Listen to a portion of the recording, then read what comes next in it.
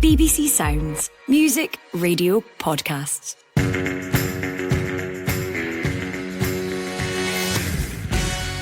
Hello and welcome to the Scottish Football Podcast, your essential guide to all the stories that matter in the national game. It's Tuesday, the 19th of March. I'm Amy Canavan, and here's what's coming up. I absolutely detest coming out here and speaking about refereeing decisions, but yet again we've got another fixture in the Premier League that VAR dominates the conversation. Is blaming VAR too convenient for clubs? The SFA's Ian Maxwell thinks so. We'll find out why.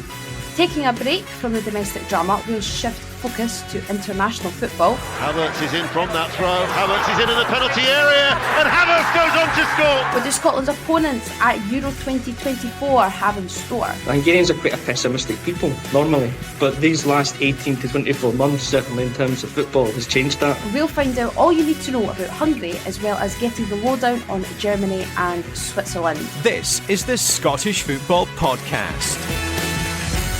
A jam-packed episode coming up, all in the company of BBC Sports Scotland journalist and commentator Thomas Duncan. Morning, Thomas. Are you well? Morning, Amy. Yep, up bright and early, ready to go as ever. Loving the positivity, Thomas. And editor of HungarianFootball.com and Scottish sports journalist based out in Budapest, Kevin McCluskie. Kev, it's great to have you on. How are you doing? Hi, Amy. Yeah, I'm very well, thank you. Thanks for having me on as well. Hope you're doing well today also. Absolutely fantastic. Delighted to have you on. Plenty to get through with Kevin and Thomas.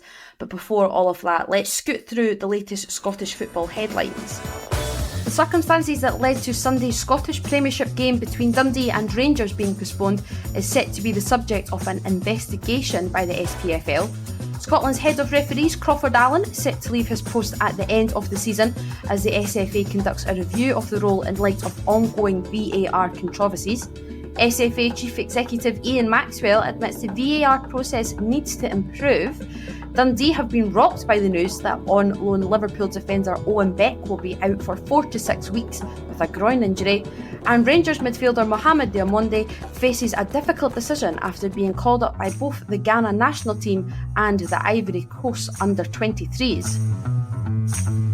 Before we get to international football, it's been a busy couple of days for the football administrators in this country, and the SFA's Chief Executive Ian Maxwell has now come out and said that everyone in Scottish football must work together to alleviate the convenient blame culture around referees and VAR. Thomas, let's get stuck into this one first. What's the background to this?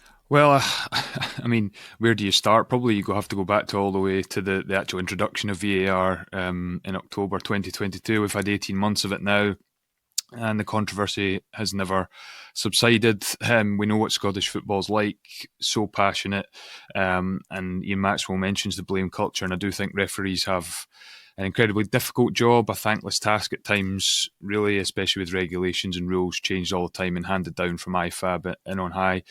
And so, sometimes they do get unfairly blamed for results or poor decisions costing teams, I think. But overall, when you look at the introduction of VAR, I think it's been difficult to say it's been a roaring success. We've had a lot of very strange decisions. We've had a lot of managers and clubs receiving apologies, and all of that really has led to this point where we got to this week where Crawford Allen, the head of refereeing operations at the SFA, has announced that he's stepping down at the end of the season, and I think that is absolutely no surprise to anyone really. But I think the bigger question is, as Ian Maxwell tried to point to, what do we do going forward, because we are reaching the point where I think a lot of people are questioning whether VAR is worth all this fuss, all this hassle. Clubs and managers were desperate for it. I'm not sure all fans were desperate for it, but they weren't really consulted. And now we're at the point where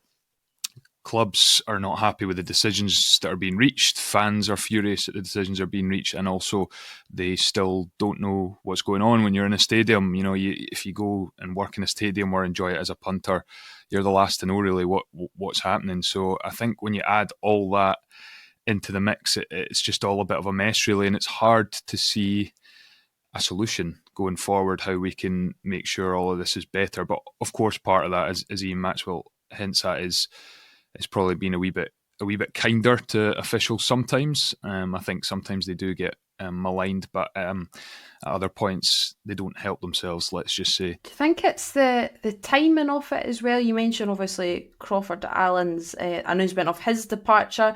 There seems to be now people in various capacities becoming more vocal in their criticism of VAR. Do you think that's just a sense of people being sick to the back teeth of it by now? Yeah, potentially. I think there's always been criticism, but I think it's just a tone, especially from managers post-match. At the start it was, there's going to be teething problems, it's, it'll get better, wait for it to bed in, a bit of sympathy, a bit of leeway, and now I think you're really hearing managers who absolutely backed it before questioning whether there's any point in having it.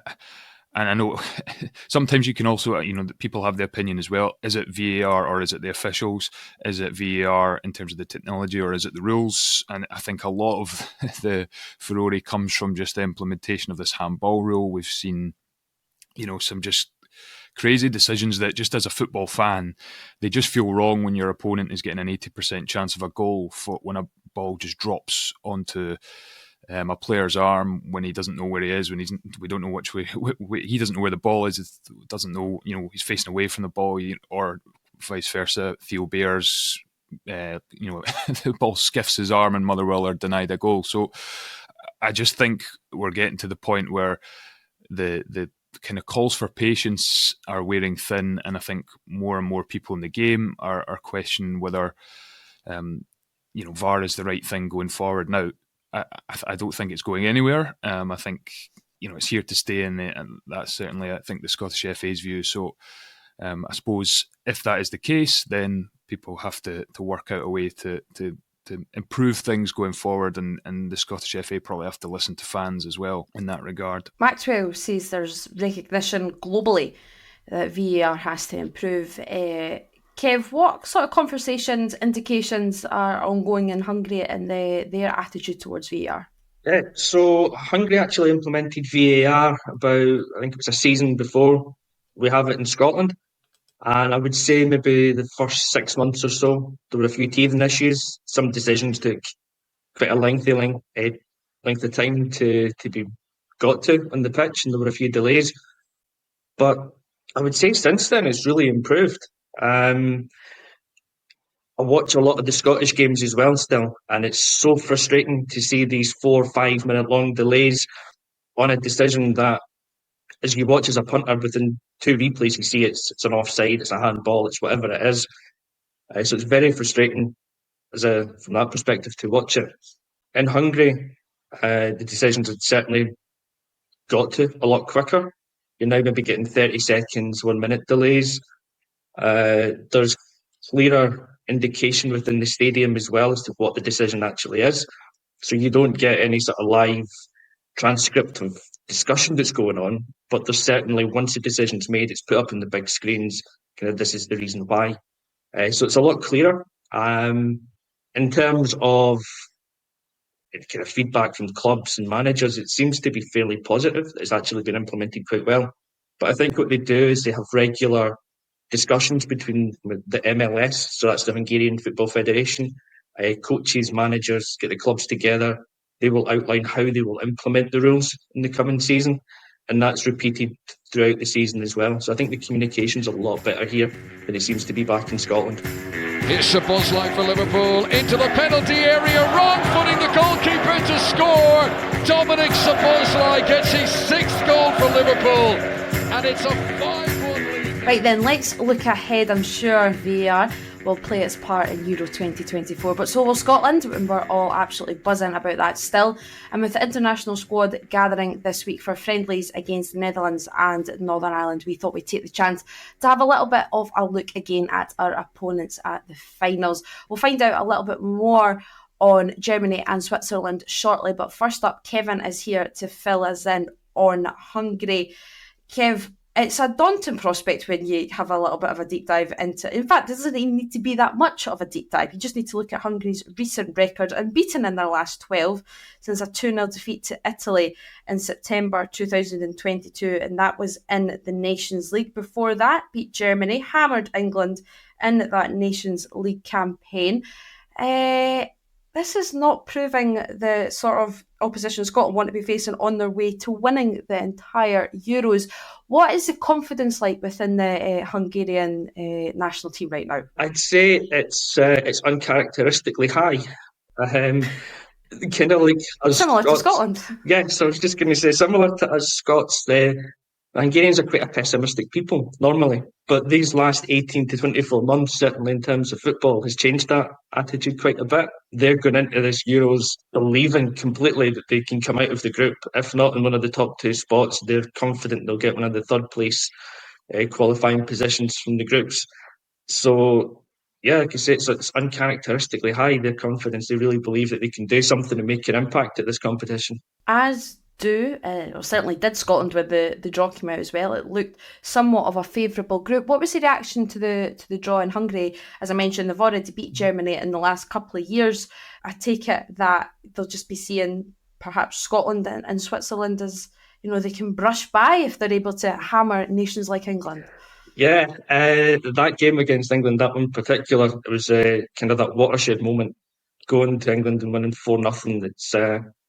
It's made the world sit up again and take notice of Hungarian football. The previous results are not a flash in the pan; they're kind of here to stay for the time being. And yeah, they look at that draw and they think, like, Germany, they've faced the Germans quite a few times in recent years. They have them again in the World Cup qualifying campaign. They've got no fear going into that game. Absolutely, they believe they can win it. Switzerland, I think, is the one that they view as being the toughest game, actually. The Swiss seem to be one of those sides that they just get to tournaments and then they're a very good tournament team. So I think they look at that one as being a tough one. And unfortunately, they do look at the Scottish game as probably being the easier of the three. But at the same time, thankfully, that Hungarian pessimism kicks in at times and they think, just maybe the Scots will be the ones that will pull the rug from under them. So, yeah, like I said, they have a lot of confidence going into all three matches, but they won't underestimate anyone. And likewise, they should not be underestimated as a force either. Absolutely not. I mean, you look at some of their players, everyone, eyes are going to Dominic Szoboszlai, obviously starting for Liverpool, back from injury. But when you look through the squads, the one player in particular that sticks out to me, and I'm a little bit concerned about, is Barnabas Varga. Can you enlighten me on his season so far? The stats speak for themselves: 17 goals in 17 games, but not fully versed as an international footballer despite being 29 years old. Yeah, I'm kind of glad you mentioned him because he's my favourite player within the squad at the moment. Oh, Kevin! So this wasn't even teed up. It was not. No, this is not scripted. He's a player I've followed quite closely actually for the past few years because I tend to watch quite a lot of second division football here. And 3-4 seasons ago, he kind of came from nowhere. He'd been a journeyman player, kicking around in the lower leagues in Austria. Then he top scored in the second division. Again, can't say it out of nowhere. Jumped up to the first division. His side got relegated, but I think he was like second or top goal scorer in the league, and he's just kept that going, that momentum over the last few seasons. Got his move to Ferencváros in the summer for about €1 million. He'd have been a snip for anyone in Scotland that was leading a striker in the summer. I tell you, he's a fantastic player.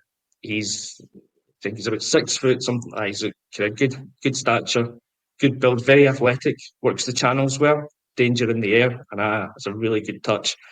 But yeah, these last few seasons, he's just been phenomenal. I think he's got something like 68 goals or something like that over the last 3 seasons. He's a real late bloomer, made his international debut tail end of last season, and he's just kicking on big time. Where does he sort of fit into Hungary's game plan? Will he be one that takes the ball in a lot and sort of drives, or is he just sort of like hanging around on the periphery? Will Scotland dominate the ball against Hungary? Are they happy with the opposition having it? What sort of games plan do you kind of foresee? Yeah, the Hungarian team's really interesting just now because they can do a little bit of everything. When Rossi took charge in 2018, they had no identity about the team and they were really struggling. So the first thing he did was made them pretty solid defensively and tough to beat. And I'll say he's got fortunate in that there's been a a more youthful and attacking generation of players coming through just now. So as they got more defensively solid and confident, he was able to introduce those attacking players. So Soboslai's come in. You got Roland Dalai up front as well, who plays for Freiburg. He's come into the team over the last couple of seasons. So he's just evolved things as it's gone on. So they're now a very fluid team. They can play a defensive 5-4-1 if they want, but they can very quickly move into like a 3-4-3 and become very offensive. They're really comfortable on the ball now, whereas they used to just sit back. Now they're very comfortable. So I think when we play them, I would expect Hungary to have the lion's share of the possession and try and bring the game to us, which might suit Scotland because we like to be defensively compact as well. But somebody like Varga leading the line is kind of epitomises the change that they've had, because they used to have Adam Salai up front, and he was the talisman for years, big, bustling, old-fashioned centre forward. Lump the ball up to him, he'd hold it up and bring everyone in the game. Varga runs the channels now, so they've got a lot more movement in the front three up front. So I think they're definitely a side that will cause us problems, but you look at our defence and you'd like to think be solid and sturdy enough to put up a fight against them. Has Kev spooked you a bit, Thomas? Because he certainly spooked me. Yeah, I know. I think we've all taken note of Hungary's. You read out the results earlier. I mean, they are pretty sensational. It's almost a team on a similar journey to Scotland, where they're perhaps at a bit of a low ebb, and they've been revitalised with a kind of, I don't want to use the term golden generation because I hate that term, but a kind of really good crop of players that have come through. And obviously there's been, there's Willi Orban and things at Leipzig, and Soboslai, who's obviously tearing up in the Premier League. So yeah, I think it's obviously that gut reaction when a draw comes out and you go, oh, Hungary, yes, I'll take some of that. And then actually when you drill down into some of the teams, you actually go, I think actually Hungary might be the toughest game in the group. But yeah, we'll see. Which sounds mad to suggest when you have Germany in the mix as well. But we're talking about the sort of rise and stability really of both Hungary and Scotland. Same can't be said right now for Germany, can it? It's I think it's fair to say a transitional period of sorts. Julian Nagelsmann's only had 4 friendlies. He's named the squad for upcoming friendlies this coming week as well. Obviously, they play France on Saturday and the Netherlands on Tuesday. And when you look at the squad, I think you have to almost look at the squad twice, because there's some notable absentees. But then, Thomas, there's quite a noticeable inclusion. Toni Kroos is back in the mix, isn't he? He is indeed, yeah. Retired after Euro 2020, and Julian Nagelsmann has brought him back out of retirement. And I think when you look at that in isolation, he's still a world-class player. Playing at the top level for Real Madrid. He's so good in the ball. He's one of the calmest players you'll ever watch go through a game. He looks like he's just barely breaks sweat. So when you just look at that in isolation, you go, well, you're just bringing back a good player. So, that's fair play. But I think when you drill a bit deeper, this is Julian Nagelsmann basically ripping up everything and starting again months out from a tournament. And obviously you have to qualify all this, what I'm about to say, which will hype up Scotland fans, with the fact that Germany still have world-class players. They're the hosts, so that's obviously a big advantage. So, of course, they're going to be incredibly difficult to beat, but you're not going to get many better times to play Germany in a tournament. As I say, I think the fact that they're bringing Kroos back is just a further kind of indication that they're struggling for a formula. In the recent friendlies, which they lost to Turkey and Austria, they had Kai Havertz as a wing back. They experimented with that, and although Nagelsmann talked him up in that position, he then swiftly decided, actually, no, we're not doing that again. So and then when Kroos comes back, Ilkay Gundogan's the captain, obviously a brilliant player, but 33 years old. And then that leaves maybe one spot in midfield, which you're probably not going to play Musiala and Florian Wirtz, who are 2 of the best number 10s in the world. But one of them, do you play even one of them in midfield, given the balance of the other 2? So they have to either play out of position or not in position. So I think he's got a real trouble getting a formula that works for Germany, and they've not been anything like the force that they have been in recent times. We saw them, they've gone out the last 2 World Cups. At the group stage, they were easily beaten by England at the last Euros in the knockout stages. So they're in a bit of disarray, and I think these friendlies will obviously tell us a wee bit about them, maybe whether Nagelsmann is got a plan that he's going to stick to for that opening game against Scotland and thereafter. Netherlands and France are two tough teams, so we'll see kind of what team he puts out there and what performances they put in. And obviously he's a brilliant coach, a clever coach, and they still have brilliant players, so he could find something that clicks. But there's also a good chance that they're going into this, playing a system and players playing in different positions, and that makes them vulnerable. And I think they are, as we sit here and talk today, I think they are certainly vulnerable. Incoming confident performances against France and Netherlands this week. We'll speak to folks in Germany and in Switzerland as we build up to the Euros, particularly Germany. I think we'll all have a real interest in these friendlies coming up. Thomas mentions the midfield conundrum sort of going on there. A combined age of 99 if you add Pascal Gross into the midfield mix, which has sort of been rumoured of late. So let's take a little look at Switzerland. In fact, before we do that, I wonder how much, Thomas, Bayern Munich's poor form will have sort of an impact on this Germany team, do you reckon? Absolutely. Of course, they've got some German players playing for Bayer Leverkusen, which is the flip side, who are going brilliantly. But yeah, I think the foundation of most German teams and most German success is Bayern Munich's success, and that's just always been the case. But you see in the casualties in the squad, I mean, Leon Goretzka's not even made it, which is quite incredible to think, like the form he was in when they won the Champions League a few seasons ago. Brilliant midfielder, and Joshua Kimmich has been playing it right back because Thomas Tuchel's been saying all season that he's not good enough to play holding midfield. So if you're Joshua Kimmich, I think he's obviously unhappy at that, but Julian Nagelsmann seems to agree. So he's out at right back, and that's where this midfield problem comes in. So yeah, I think that's always the case, really, is if you see a strong Bayern, which we often do, you often see a strong Germany. Maybe that's not quite been the case in recent seasons, but I think I think Bayern, although they've won the league the last few seasons, they have been declining since they won that Champions League under Hansi Flick, and in that time, the German national team has certainly declined. So I think that's absolutely a valid point. Absolutely, but you mentioned Bayer Leverkusen, who are absolutely flying in the Bundesliga, and central to that sort of reformed Granit Xhaka. He is absolutely flying in the midfield. Kev, how important is he going to be for Switzerland? Because you sort of touched on it earlier, that it just sort of seemed to be this tournament side that know how to turn up. The likes of Xhaka, the likes of Sommer, the likes of Shaqiri, they just all seem to love the big stage, don't they? Yeah, they do. As I try and do a bit of preparation for these things, I'll look at the Swiss team, and it's very, for me, difficult to name 5 players within that squad. Normally, they just don't come to mind. They're not household names. But guys like Xhaka will be so important to them because he's someone that's gone over the course many times before. He was a key player for Arsenal, although he was much derided at times by the fans there because it was his temperament issues.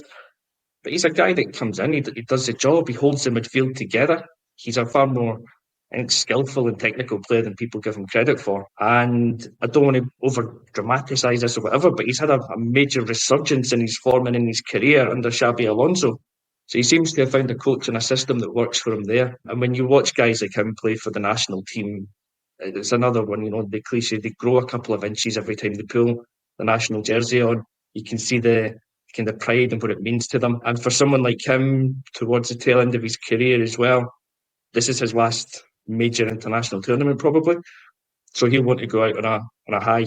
So I think he'll be major to them. But Switzerland as a whole, I think, are just one of those sides that are bigger than the sum of their parts. They're a very good team, and when it comes to these tournaments, you don't write them off whatsoever. Absolutely not. The Swiss face Denmark on Saturday and Ireland on Tuesday. Eyes will be on those scores and results as well. That's all we've got time for today, though. My many thanks go to Kevin McCluskie and to Thomas Duncan. And thank you for listening. If you've got any comments or questions, our email address is scottishfootball@bbc.co.uk. And remember, we publish new episodes every weekday morning, so you can get your daily dose of Scottish football bright and early. So if you haven't done so already, just follow and subscribe wherever you get your podcasts so you don't miss out. There's a special interview tomorrow, so you need to make sure that you tune in for that one. Until then, bye-bye for now. For everything you need to know about your team this season, Download the BBC Sport app. All the latest news, goal updates, stats and scores, and insight and analysis. Just select your club to get the biggest stories and best content at your fingertips. What a result. Download the BBC Sport app for everything you need to know about your team this season.